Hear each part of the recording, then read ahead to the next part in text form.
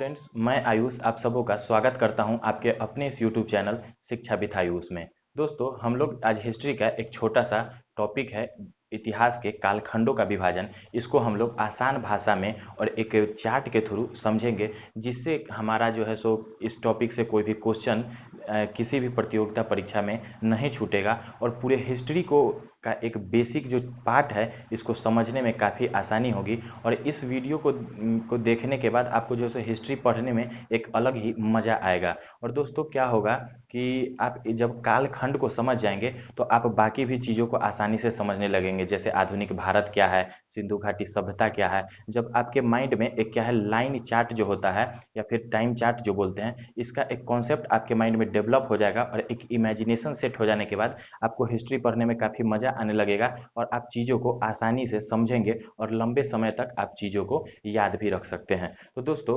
Video को last तक देखिएगा। वीडियो अगर अच्छा लगेगा तो लाइक कर दीजिएगा, सब्सक्राइब करके बेल आइकॉन क्लिक कर लीजिएगा, जिससे कि हमारा रेगुलर वीडियो आप तक पहुंच सके। तो दोस्तों, आज हम लोग स्टार्ट करते हैं इतिहास के कालखंडों का विभाजन। क्या है दोस्तों? इतिहास के कालखंडों का विभाजन। दोस्तों, इस चीज़ को पढ़ने की ज़रूरत क्यों पड़ती है? तो दोस्तों, क्या होता है कि इतिहास का एक जो बेसिक चीज़ है ये, इसको पढ़ने से हमारा इतिहास को लेके जो भी जो कॉन्सेप्ट है, टाइम पीरियड से जो कॉन्सेप्ट है, उस चीज़ को समझने में काफ़ी आसानी होती है और पूरे हिस्ट्री, मॉडर्न हो, एंशियंट हो या मिडाइवल हो, उसको पढ़ने में काफ़ी आसानी होती है इस चीज़ को पढ़ने के बाद। आप इस चीज़ को पूरा लास्ट तक देखिएगा, काफ़ी अच्छा लगेगा। तो दोस्तों, हम लोग स्टार्ट करते हैं इतिहास के कालखंडों के विभाजन के बारे में। दोस्तों, इतिहास का कालखंड जो है सो 3 पार्टों में बांटा गया।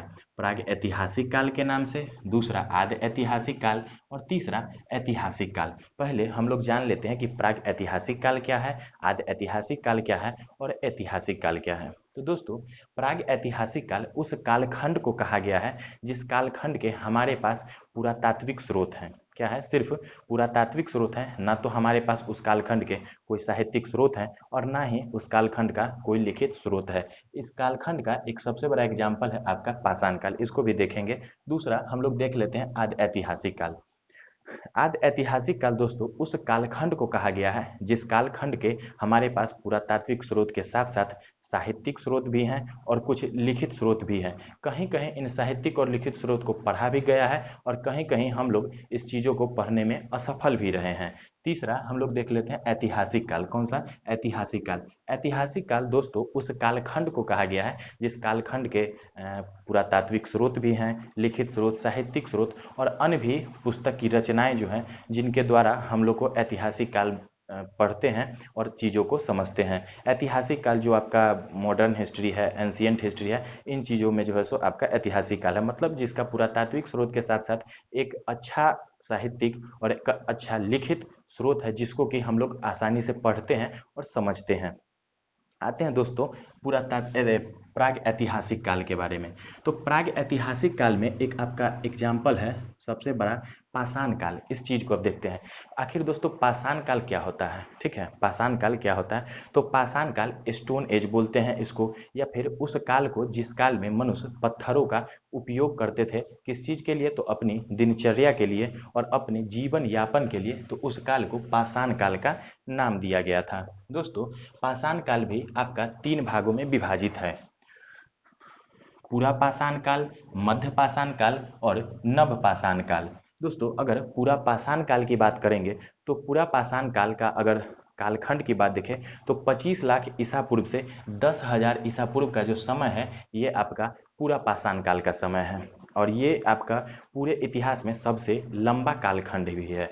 पूरा पाषाण काल क्या है दोस्तों? इस समय मनुष्य सबसे लंबे समय तक इसी काल में रहा था और मनुष्य गुफाओं में निवास करते थे और अपने भोजन और दिनचर्या के लिए शिकार किया करते थे। यहाँ पर न तो मनुष्य में अस्थायी निवास का व्यक्तित्व ज्ञान था और न ही मनुष्य के पास पशुपालन, खेती, इस सब तरह की चीज़ों का ज्ञान था। ठीक है, तो पूरा पाषाण काल में जो है सो आपका क्या हो गया कि मनुष्य गुफाओं में रहते थे और जीवन यापन के लिए शिकार किया करते थे। इस काल में दोस्तों एक महत्वपूर्ण क्वेश्चन यहाँ से आता है कि आग का आविष्कार किस काल में हुआ है। तो दोस्तों आग का आविष्कार आपका पूरा पाषाण काल में ही हुआ है। पूरा पाषाण काल में आपका आग का आविष्कार हुआ है और साथ ही आग के आविष्कार के साथ साथ मनुष्य आग से की उपयोगों को भी समझना सीख गए थे। वह ठंड में अपने आप को बचाने के लिए आग का उपयोग भी यहाँ से सीख चुके थे। दूसरा दोस्तों हम लोग देखते हैं मध्य पाषाण काल।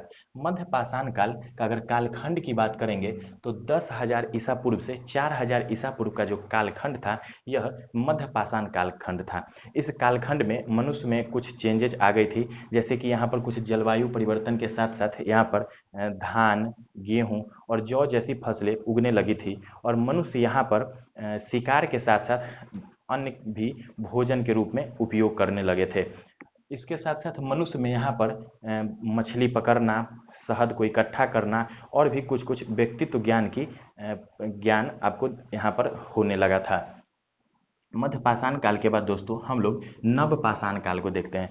नव पाषाण काल की अगर कालखंड की बात करें तो यह आपका 400 ईसा पूर्व से 2500 ईसा पूर्व का जो कालखंड है इसको नव पाषाण काल का नाम दिया गया और मनुष्य में एक सुचारू रूप से जीने की जो कला होती है यहीं से आपकी उसका उद्भव हुआ था। कहाँ से? नव पाषाण काल में मनुष्य को एक सुचारू रूप से जीने का जो कला है उसका उद्भव नव पाषाण काल से हुआ। कालखंड की बात करेंगे अगर तो 400 ईसा पूर्व से 2500 ईसा पूर्व का। यहाँ अगर कुछ विशेष चीज़ देख लो तो मनुष्य यहाँ पर पशुपालन सीख चुके थे, पशु का आप चराई सीख चुके थे और साथ ही मनुष्य यहाँ पर कृषि के तरीकों को सीख चुके थे, सिंचाई करना सीख चुके थे और फसल की को पकने पर उसकी कटाई और साथ ही फसल के भंडारण की क्षमता और फसल के भंडारण के को भी सीख चुके थे नव पाषाण काल में। इसके साथ ही दोस्तों यहाँ पर कबीले का निर्माण भी मनुष्यों में हो चुका था।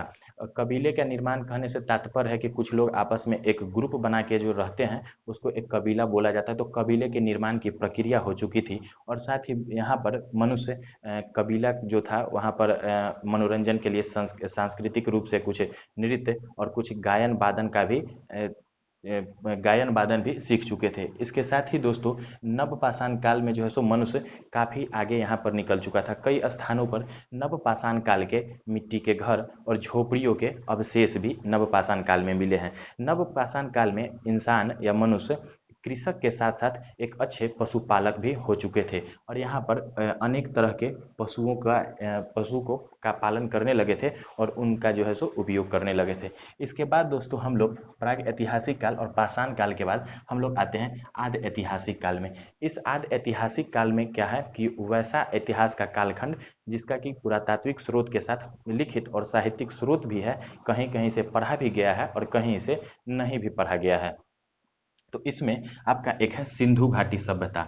सिंधु घाटी सभ्यता की अगर कालखंड की बात करेंगे तो 2500 ईसा पूर्व से 1500 ईसा पूर्व, कब से? 2500 ईसा पूर्व से 1500 ईसा पूर्व का जो कालखंड है इसको सिंधु घाटी सभ्यता का नाम दिया गया है। दोस्तों इस कालखंड की अगर बात करेंगे तो आपको विभिन्न बुक में अलग अलग रहेगा। कहीं पे आपको 2350 से 1750 ईसा पूर्व भी देखने को मिलेगा, कहीं आपका 2400 से 1800 के आसपास भी रहता है। तो इसमें थोड़ा सा मतभेद है, लेकिन जनरली आपका 2500 से 1500 ईसा पूर्व का ही इसका कालखंड माना जाता है। सिंधु घाटी सभ्यता में क्या है कि पुरातात्विक स्रोत हमारे पास है लेकिन उसको पढ़ा नहीं जा चुका है। सिंधु घाटी सभ्यता में क्या था कि लोग में एक नगरीय व्यवस्था आ चुकी थी, लोग पक्के घरों में रहना सीख चुके थे, उनमें एक जो है सो समाज का ज्ञान हो चुका था और साथ ही यहाँ पर लोग जो है सो व्यापार को भी सिंधु घाटी सभ्यता में सीख चुके थे। इसके बाद हम लोग दोस्तों देखते हैं ऐतिहासिक काल का वैदिक सभ्यता। इस कालखंड की बात करेंगे तो 1500 ईसा पूर्व से 600 ईसा पूर्व का जो कालखंड था वह वैदिक सभ्यता का कालखंड था। वैदिक सभ्यता का पुरातात्विक स्रोत के साथ कुछ लिखित स्रोत भी हैं जिसमें वेदों से हमको जो है सो इस काल के बारे में कुछ जानकारियां मिलती है। तो वैदिक सभ्यता को भी दो पार्टों में बांटा गया है, एक ऋग्वैदिक काल और दूसरा उत्तर वैदिक काल। अगर ऋग्वैदिक काल को देखेंगे तो इसके कालखंड जो है सो शुरुआती वैदिक काल का जो शुरुआती काल है वह ऋग्वैदिक काल के रूप में जाना जाता है, जिसका कालखंड आपका 1500 ईसा पूर्व से 1000 ईसा पूर्व है। और उत्तर वैदिक काल जो कि वैदिक सभ्यता का अगला कालखंड या ऋग्वैदिक काल का बाद का कालखंड जो होता है उसको बोलते हैं। इसका अगर कालखंड की बात करेंगे तो 1000 ईसा पूर्व से 600 ईसा पूर्व का जो कालखंड था वह आपका उत्तर वैदिक काल था।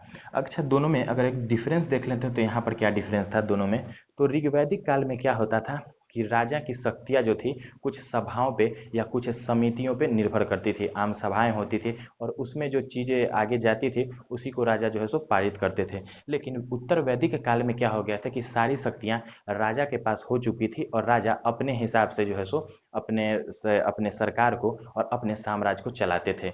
उसके बाद ऋग्वैदिक काल में महिलाओं की दशा की बात करेंगे तो काफ़ी अच्छी थी महिलाओं की दशा। समाज में उनको एक पद और प्रतिष्ठा के साथ सम्मान भी दिया जाता था। लेकिन अगर उत्तर वैदिक काल की बात करेंगे तो यहाँ पर महिलाओं को जो है सो दशा काफ़ी यहाँ पर खराब हो चुकी थी। साथ ही ऋग्वैदिक काल में क्या था कि किसी भी लोग का जो जात ये था या धर्म था उसके कर्म पे डिपेंड करता था, ना कि उसके जन्म पे। मतलब यहाँ पे कर्म पे जो है सो आपकी जात का पहचान होता था। लेकिन उत्तर वैदिक काल में क्या था कि जन्म के आधार पर जो है सो आपके जात का माना जाता था। जैसे ऋग्वैदिक काल में आपका क्या था कि अगर कोई ब्राह्मण का बेटा मान लेते हैं कि अगर नाई हो जाता है, नाई का कार्य करने लगता है, तो उसे नाई जाति में रखा जाता था। लेकिन उत्तर वैदिक काल में ऐसा नहीं था। वहाँ पर अगर कोई ब्राह्मण का बेटा या किसी क्षत्रिय का बेटा अगर किसी भी अन्य काम को करता था, फिर भी अगर वो जन्म से जिस जाति का है तो उसी जाति में उसको हम लोग मानते थे।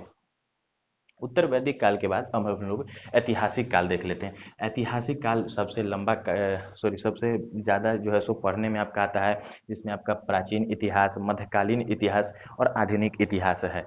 तो दोस्तों यहाँ पर क्या है ऐतिहासिक काल, तो प्राचीन इतिहास देख लेते हैं।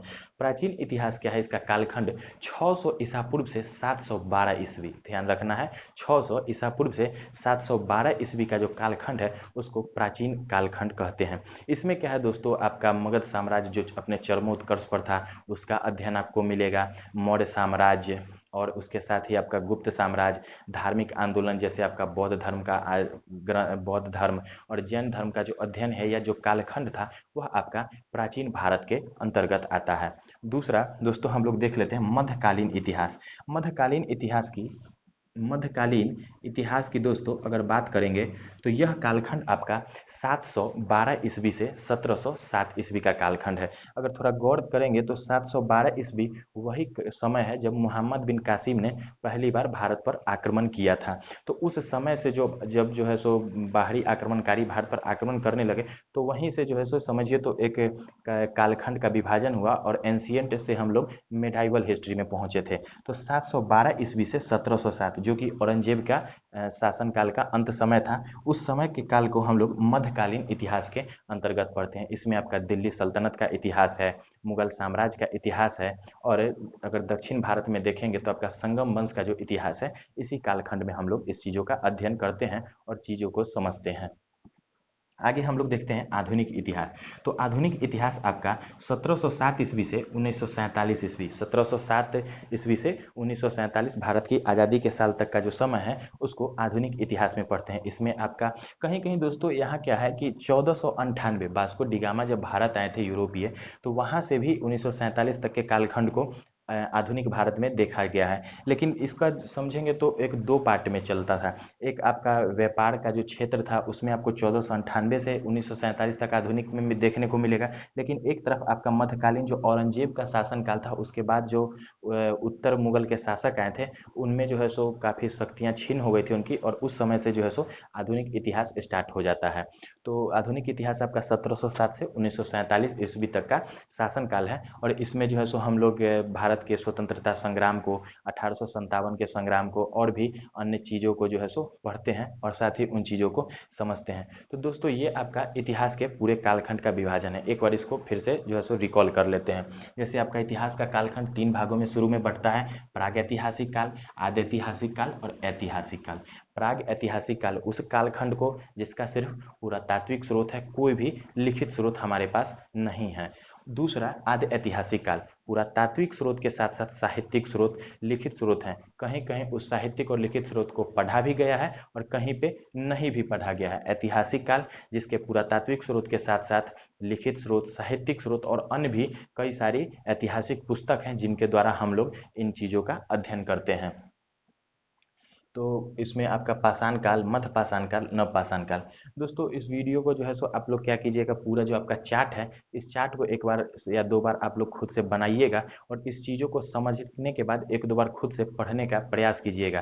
तो इससे क्या होगा आपका कि इस टॉपिक से कोई भी क्वेश्चन भी अगर आता है तो नहीं छूटेगा, और साथ साथ आपके हिस्ट्री पढ़ने का जो इंटरेस्ट होगा काफ़ी बढ़ जाएगा इस टॉपिक को देखने के बाद। यहाँ से दोस्तों आप अगर स्क्रीनशॉट लेना चाहते हैं तो आप एक बार स्क्रीनशॉट इसका ले सकते हैं।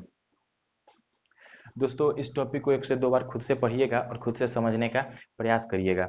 उसके बाद दोस्तों अगर वीडियो आप लोगों को अगर अच्छा लगा होगा तो वीडियो को लाइक कर दीजिएगा, अपने दोस्तों के बीच में शेयर कीजिएगा और सब्सक्राइब करके बेल आइकन दबाइए।